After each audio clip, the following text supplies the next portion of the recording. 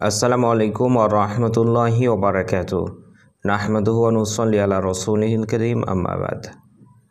আপনারা সবাই অবগত আছেন যে বাংলাদেশের মধ্যে কোটা আন্দোলন চলছে।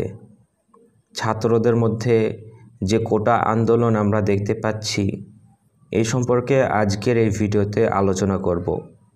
কোটা আন্দোলন আসলে কি এবং ছাত্রদের কি দাবি সেই সম্পর্কে আপনাদেরকে জানাবো। দেখুন ভাই সকল, কোটা আন্দোলন তার মানে হচ্ছে বাংলাদেশের চাকরির যে ব্যবস্থা সরকার করে রেখেছে সেটা সম্পর্কে বোঝাচ্ছে। বাংলাদেশের মধ্যে যখন যুদ্ধ হয়, যখন বাংলাদেশ স্বাধীন হয়, সেই সময় মুক্তিযোদ্ধা নামে একটি যুদ্ধ হয়েছিল। সেই যুদ্ধতে যারা অংশগ্রহণ করেছে তাদেরকে নির্বাচন করা হয়েছে এবং তাদেরকে বেছে বেছে চাকরি দেওয়া হয়। তাদের জন্য স্পেশালভাবে কোটা নিযুক্ত করা হয়েছে, মানে তাদেরকে চাকরি দেওয়া হয়, সেটাকেই বলা হয় কোটা। তো যাই হোক, ছাত্রদের যে কোটা দাবি সেটা কটা এবং কি সে সম্পর্কে আজকের এই ভিডিওতে আপনাদেরকে জানাবো।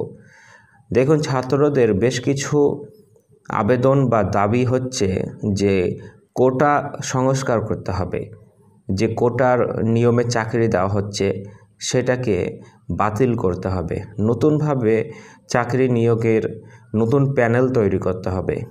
মানে আগে হতো কি, মুক্তিযোদ্ধার যারা নাতি বা মুক্তিযোদ্ধার যারা সন্তান তাদেরকেই চাকরি দেওয়া হতো, মানে যারা যুদ্ধ করেছে তাদের সন্তানরাই চাকরি পাবে, যদিও তারা বেশি পড়াশোনা থাক বা না থাক তবুও তাদেরকেই চাকরি দেওয়া হয়।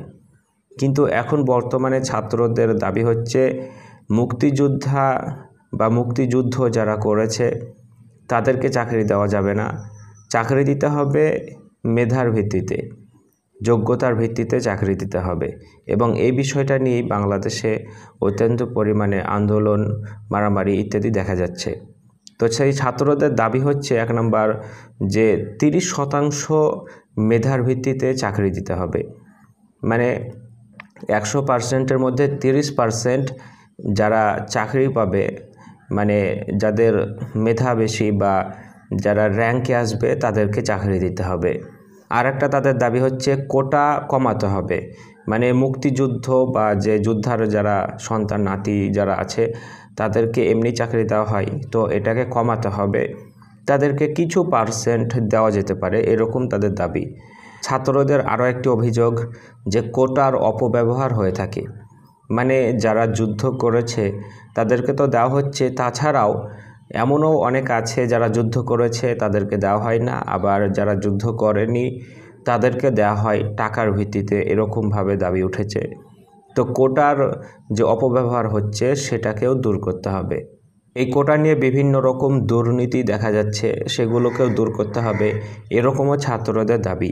আসলে হচ্ছে কি, মানে কোটার নিয়োগে যে চাকরি দেওয়ার যে পরিকল্পনা বা যে নিয়ম ছিল সেটা বর্তমানে খুব একটা প্রয়োগ হচ্ছে না, বা প্রয়োগ হওয়ার পরেও অন্যান্য মানুষদেরকে চাকরি দিয়ে দিচ্ছে, এরকম বিভিন্ন রকম সমস্যা দেখা দিচ্ছে কোটাতে। এই জন্য ছাত্রদের দাবি যে কোটা জিনিসটা উঠিয়ে দিতে হবে বা কিছুটা রাখতে হবে এবং মেধার ভিত্তিতে চাকরি দিতে হবে। যারা পড়াশোনা করছে, অনেক মেহনত করে আসছে, তাদেরকে চাকরি দিতে হবে, এরকমভাবে ছাত্রদের দাবি উঠেছে। তো এই দাবির পেছনে আমরা সবাই সাপোর্ট করব, দাবির সাথে থাকব, তাদেরকে সাহায্য করব। তো যাই হোক, আজকের এই ভিডিওতে আমরা বাংলাদেশের এই কোটা আন্দোলন বা কোটা সম্পর্কে কয়েকটি বিষয় জানতে পারলাম। আশা রেখে বুঝতে পেরেছেন। আজকের মতো এই পর্যন্তই।